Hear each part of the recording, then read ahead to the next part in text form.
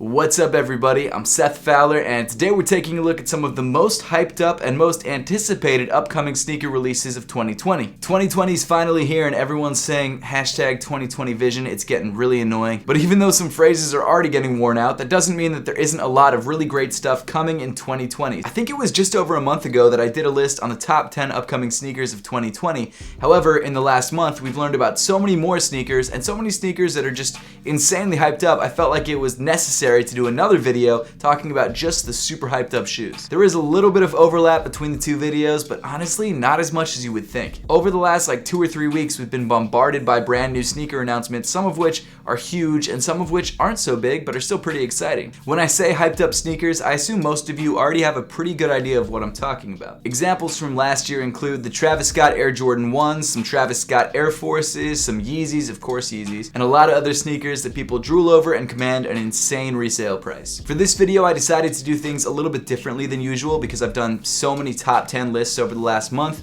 This is still going to be a list of 10 sneakers, but I'm not going to number them. So it's a little bit different. No, but in all seriousness, there is no specific ranking or order for any of the sneakers on the list. I just wanted to show you guys 10 sneakers that I think will be some of the most popular sneakers of 2020. Of course, don't forget that throughout the year we get a lot of crazy hyped up sneaker releases that we don't know about until a week before they drop. So this list is probably not going to be good in even just a month. All that being said, let's jump right into the video. So starting things off with a banger, we've got the Travis Scott Nike SB Dunk Low. With the insane success of Travis Scott's collaborations with Jordan Brand and Nike this year, it's no surprise that he's planning to do even more. And apparently, like a lot of other people in sneaker culture recently, Travis Scott has gotten really heavy into the Nike SB. This shoe was first debuted in the Jack Boys music video, and since then it's taken the internet by storm. The Travis SB Dunk Lows feature a paisley pattern mixed with a plaid pattern, which doesn't really go together, but it kind of has that cool sort of mashup look. The toe of the sneaker comes in a light gray material with the Travis Scott Cactus Jack branding at the top of the tongue. Another interesting detail about these shoes are the braided white rope laces that give it a very unique look. I feel like this shoe is set to hit at the exact right time because we're starting to reach the pinnacle of the Nike SB resurgence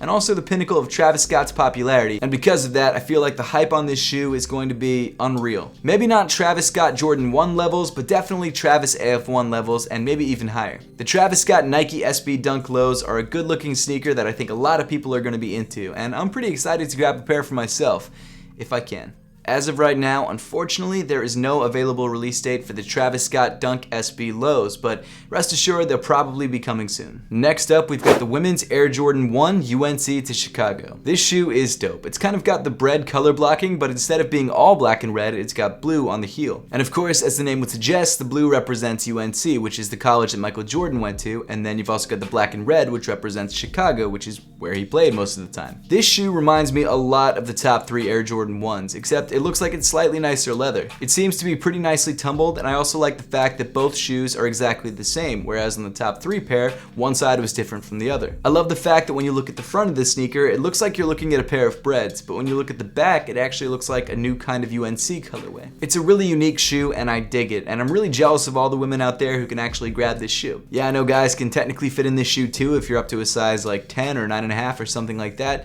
but there's something about the cut of women's Air Jordan 1s that just don't work with my feet. They're a lot more narrow than standard Air Jordan 1s, and my feet are narrow, but they just don't feel right. So because of that, unfortunately, I probably will be passing on this pair of shoes, but I still think it's an awesome sneaker, and I'm really jealous of everyone who's able to grab a pair for themselves. If you're trying to grab a pair of these, it looks like they dropped just before All-Star Weekend on February 14th for a retail price of $160. Next, we've got the Yeezy Boost 350 V2 Desert Sage. Even though we've got a whole bunch of brand new Yeezy silhouettes, it looks like Kanye is keeping the 350 V2 hype train going with some brand new colorways. And out of all the colorways that are dropping for the 350 V2 in 2020, I think this one is my favorite. The cool thing about this sneaker is that it actually flips the script on the reflective color blocking and actually makes the stripe on the side of the shoe the 3M accent. After seeing this, it's like, why didn't they do that all along? That's such a cool detail. It really makes the side of the sneaker pop and seems to have even more reflectiveness than a reflective pair because I guess it's just more concentrated. A majority of the upper of the shoe that's not 3M comes in sort of a grayish green color, which I actually really like. And then you've also got this bright orange accent around the top of the ankle area and the sock liner of the shoe. I don't know what it is about this shoe, but this is one of my favorite 350 V2s in general. I think it's a really great looking sneaker. That could just be what I think now after looking at these images, and then after I see it in hand, I just don't like it as much. I don't know, I have to wait until the sneaker comes out, but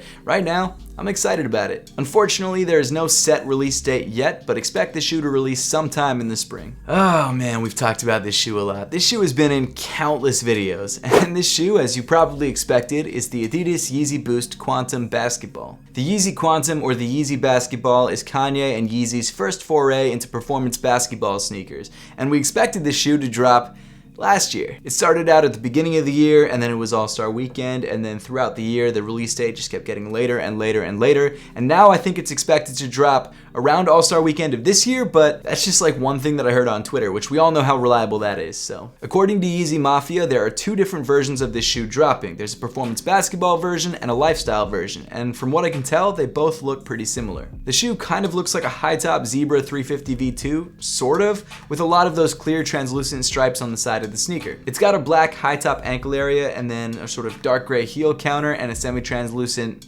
heel support, I guess, that all kind of come together in an X shape around the heel. What's interesting about this shoe is that it almost seems like a mix of a couple different Yeezy silhouettes. You've got the 350 on the side, you've got the 700 on the toe, you've got the scuba, I guess, around the ankle. It's an interesting looking shoe and I'm into it. I just want it to come out eventually.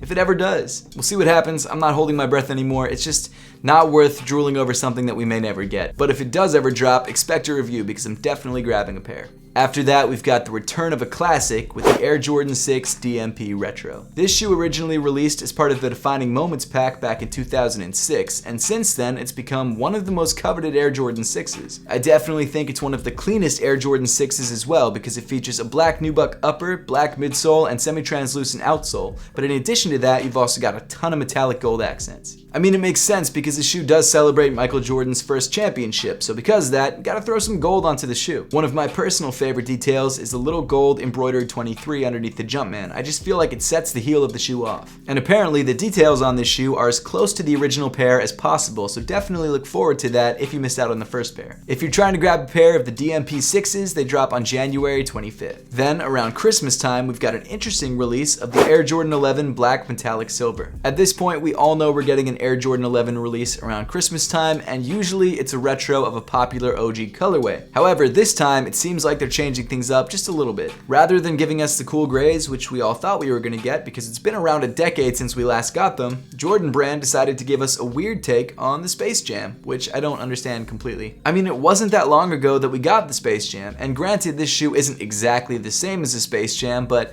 it's pretty similar. The shoe features a black upper with black patent leather as you would expect, it's got a white midsole, it's got a blue semi-translucent outsole, and if I just described that to you, you'd probably be thinking of a Space Jam. But the reason this shoe isn't a Space Jam is the silver metallic Jumpman on the side and the silver 23 on the heel.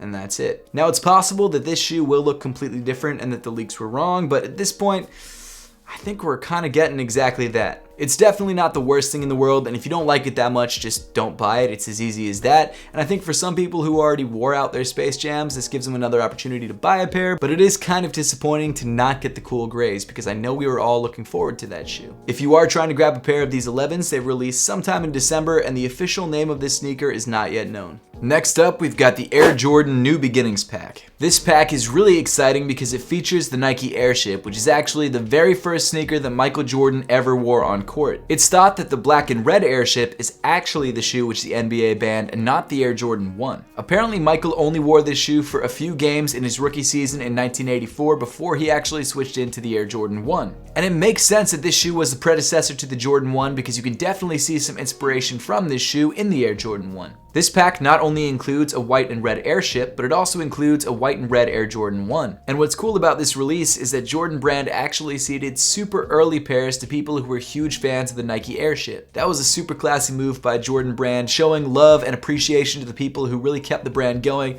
That was a really cool thing to do. And finally, in February, we'll all be given the chance to buy this pack for ourselves for a retail price of $350. Something else that's really cool about this pack is that the Air Jordan 1s are a lot truer to the OG cut, cut, which means they look a little bit different, but they look a lot more like the originals. I love everything about this pack. I think it's awesome, and I'm definitely going to be grabbing a pack of these for myself when they finally drop. After that, we've got a heavily anticipated release of the Off-White Air Jordan 5s. This shoe definitely went in a very different direction than I envisioned the Off-White Air Jordan 5s going. A couple months ago, there was a leak that this shoe was going to be releasing in tan suedes, and I even did an If I Design video where I rendered out that particular leak, or my own version of that leak, and that's not at all what the shoe is going to look like. Instead, this shoe is dropping in a much more metallic 5 sort of look, except instead of having suede on the upper, it has some sort of clear plastic. From what I can tell from the images that I've seen, the plastic looks very similar to what you have on the toe of the Off-White Jordan 1 UNCs. It's sort of like a diamond plate plastic, if that's a good way to describe it. I'm not really sure how to say it, but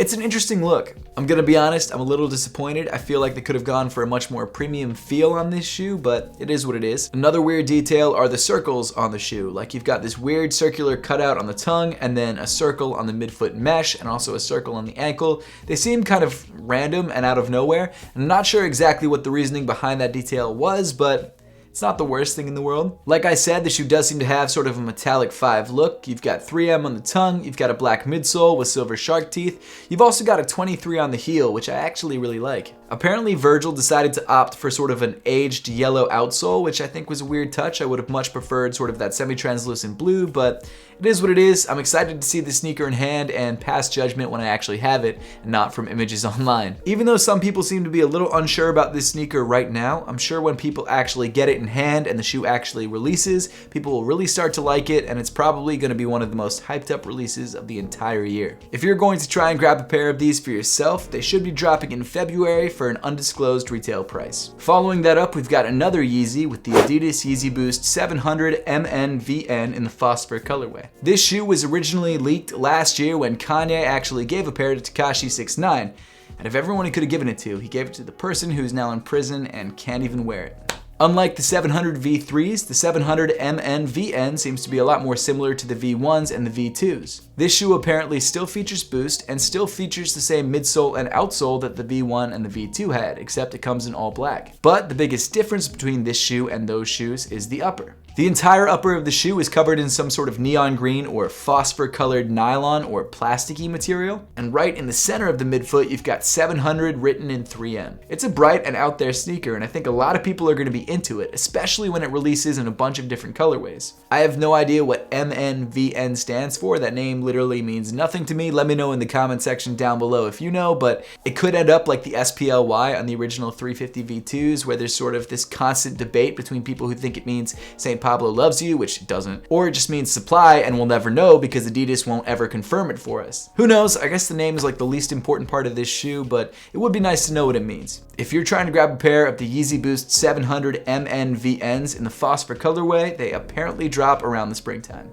And then finishing everything off, we've got the insanely anticipated Air Jordan 1 High Dior. Now from a distance, this shoe might just look like a white and gray Air Jordan 1.